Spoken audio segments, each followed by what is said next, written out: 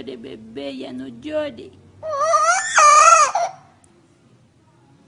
¿Por qué llora? ¿Por qué?